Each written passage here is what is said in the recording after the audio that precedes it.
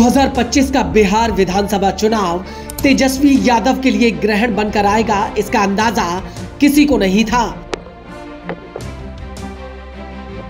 दरअसल 2020 के चुनाव में आरजेडी सिर्फ कुछ हजार वोटों से एनडीए से पीछे रह गई थी, लेकिन इस बार उम्मीद थी कि आरजेडी पिछला फासला पार करके बिहार की सियासत में कोई बड़ा उलटफेर करेगी।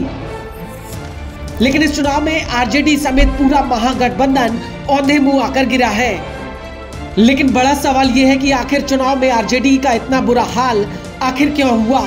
तो इस सवाल को लेकर कई राजनीतिक पंडितों का मानना है कि आरजेडी की टिकट बंटवारे की नीति उसकी हार के लिए काफी हद तक जिम्मेदार है।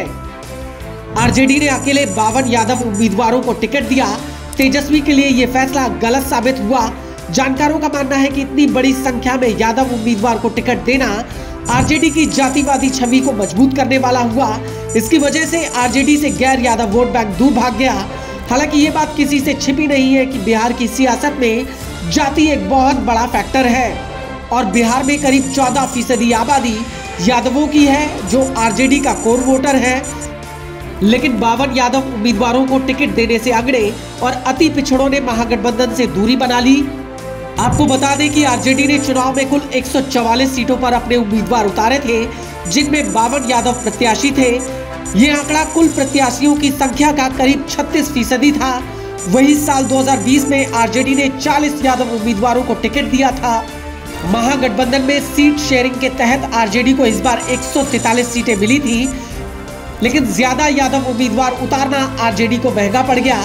इसके अलावा तेजस्वी एक अलग ही अतिविश्वास में थे, जिसकी वजह से उन्होंने अपनी सहयोगी और छोटी पार्टियों को ज्यादा भाव नहीं दिया। सीट शेयरिंग के फॉर्मूले ने गठबंधन को और कमजोर कर दिया। पूरा seat sharing formula RJD centric था। इसके चलते वोट ट्रांसफर फेल हो गया और एनडीए को एकजुट होने का मौका मिल गया।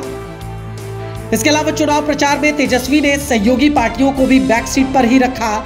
रैलियों में राहुल गांधी की तस्वीरें कम थी, बल्कि तेजस्वी की तस्वीरें चारों तरफ छाई हुई थी। इसके अलावा तेजस्वी का हर घर नौकरी देने का वादा इतना मजबूत साबित नहीं हुआ।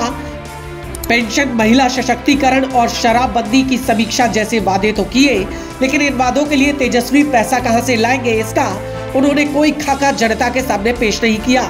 इसके अलावा हर घर में सरकारी नौकरी वो कैसे देंगे, इसका भी वो कोई ठोस जवाब नहीं दे पाए। इस सवाल के जवाब में तेजस्वी बस ये कहते रह गए कि अगले 2 दिनों में ब्लूप्रिंट आ जाएगा। इसके अलावा बिहार में तेजस्वी की मुस्लिम परस्त छवि ने उन्हें बहुत नुकसान पहुंचाया। मुस्लिम बहुल सीटों पर आरजेडी या महागठबंधन उम्मीदवार मजबूत हुआ, लेकिन अन्य सीटों पर इसका नुकसान हुआ। यहाँ तक कि खुद यादव जाति के वोट बैंक कई जगहों पर आरजेडी को नहीं मिले। इसके अलावा सीएम बनने पर वक्फ बिल लागू नहीं करने का तेजस्वी का वादा गैर मुस्लिम यानी यादवों को नहीं भाया।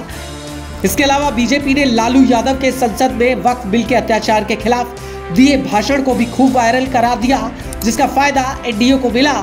इसके अलावा तेजस्वी अपने पिता लालू यादव की विरासत को लेकर भी कंफ्यूज रहे। पोस्टरों में उन्होंने नई पीढ़ी को दिखाने की कोशिश की और लालू के पोस्टरों को छोटा कर दिया। यहाँ तक कि पीएम मोदी ने भी गोपालगंज की रैली में कहा था, तेजस्वी लालू के पाप छिपा रहे हैं। इसके अलावा लालू के जंगल राज की छवि ने भी तेजस्वी का इस चुनाव में भी पीछा नहीं छोड़ा। एनडीए ने बार बार जनता के बीच जाकर ये बात कही कि अगर तेजस्वी सीएम बनते हैं तो बिहार में जंगल राज की फिर से वापसी होगी।